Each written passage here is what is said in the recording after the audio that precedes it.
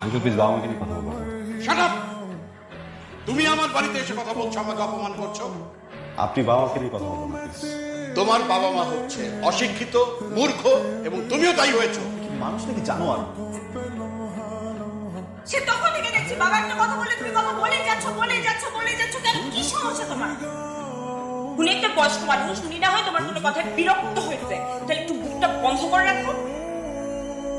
Professionally কথা। মুখ বন্ধ করো কাইজার।